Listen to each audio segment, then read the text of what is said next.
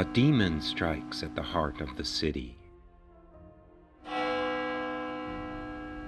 An elusive killer committing horrible crimes. Just like 100 years ago, women are being savagely murdered by a killer who vanished in the shadows. Now the party must search for answers in Spitalfields Market, through the narrow alleys of the tenements, in the haunted 10 Bells, within the sinister Whitechapel, and down into the sewers which carry all the filth from the city above.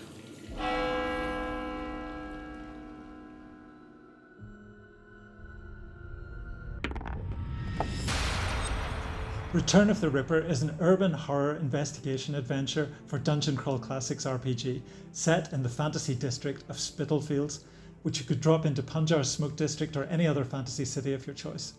The adventure is an homage to and a remix of the original Goodman Games DC-24 Legend of the Ripper adventure, which is about to celebrate its 20th anniversary. It's not a simple conversion of Legend of the Ripper, and nor is it a sequel.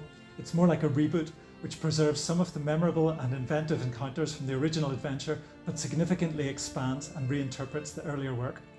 One of the new elements in this adventure is the investigation of the murders in 4 brand new and fully detailed city districts, populated with an array of grotesque NPCs.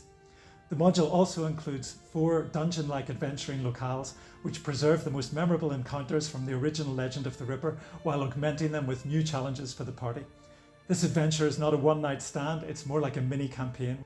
The manuscript is finished, and this Kickstarter is for the art assets and the maps. The cover for the original Legend of the Ripper was by D&D luminary Jeff D, and I've invited Jeff to paint a brand new cover for Return of the Ripper.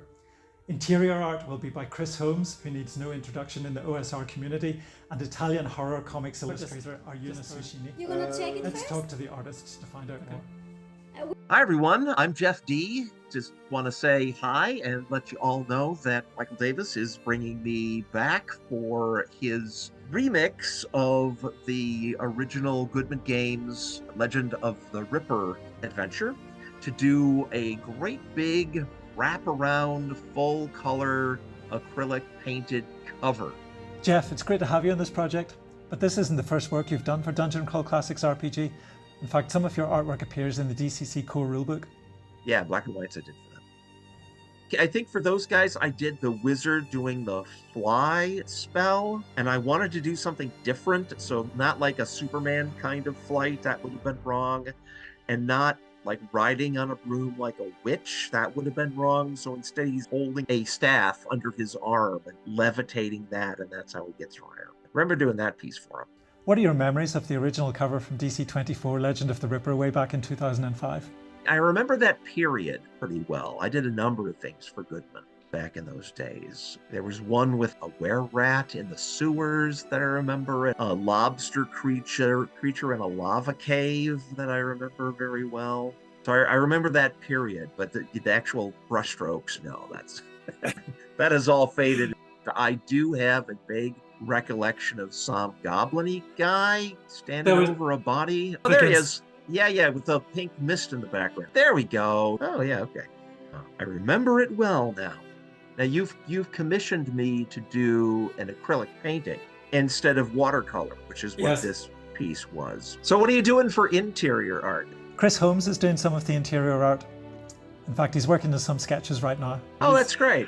So Chris is good people. Let's have a chat with Chris. Chris, how do you know Jeff? He was the first person I met at North Texas. We almost got to work on a project together, but it didn't work out. I see him every year. Very happy to play with him when I can. I've only played with Jeff once. It was also at North Texas. I played in his Tech-Email game. I was there, Michael. We were at the same table. I just realized it. Yeah, like we hadn't met each other yet. Yeah, we were exploring the underworld, and we didn't do very good. I was not very effective spellcaster. I forgot which god I worshipped, but yeah. He had wonderful miniatures. We were exploring the underworld. So what have you been working on recently? Done a few illustrations for my re-release of my dad's Pellucidar novels, Mahars of Pellucidar. Did a frontispiece, a little pen and ink drawing, and a couple of Mahars, a race of intelligent pterodactyls that Edgar S. Burroughs created. And then I did some drawings for a module adventure from Pace Setter Games This was based on my father's original dungeon, and it has reproductions of his pencil original map. Bill Barsh used a lot of ideas of my father's in it, and then he also hired me to do some more drawings. So your other adventure that I read, you have a great sense of place, kind of interesting minor characters and investigative sort of narrative. It's a fun read.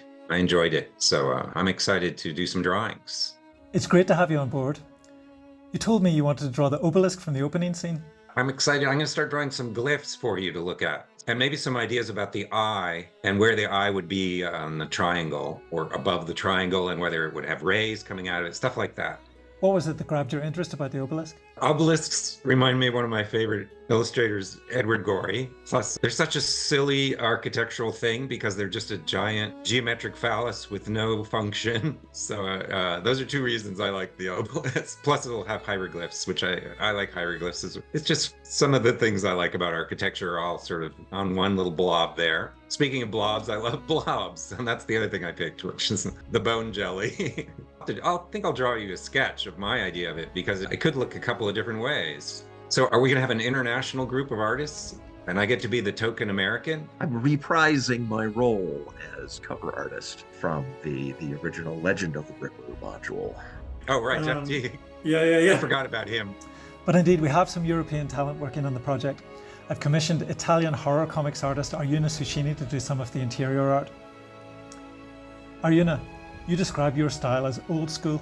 Allora, io di base lavoro in analogico, ok? Pennelli, pennini, la sporcizia del disegno, la non perfetta precisione che deriva dall'utilizzo di questi medium è già parte del mio stile. Vecchia scuola, sì, molto vecchia, diciamo. What are some of your influences? La resa che io cerco può essere ritrovata in certi film degli anni 30, nel bianco e nero un po' bruciato, anche dell'espressionismo tedesco, oppure anche Bergman in alcuni film, la bruciatura in qualche modo. Quello, diciamo, però non è sempre continuo, perché non in tutti i progetti io vado uguale, ma doso un po', diciamo, questa cosa con la deformazione, con imprimere più contrasto in determinati momenti o della storia o in determinati progetti che sono consoni a questo tipo di linguaggio. I feel your style fits very well with the aesthetic I was looking for this adventure.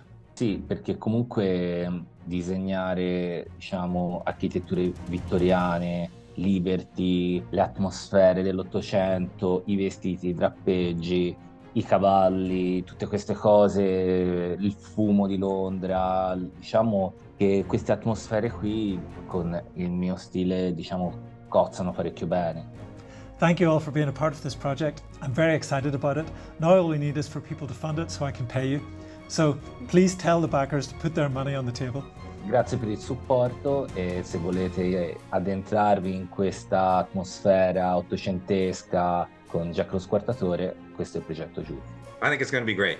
Throw all your money at him, because it's going to be worth it. Thanks a lot.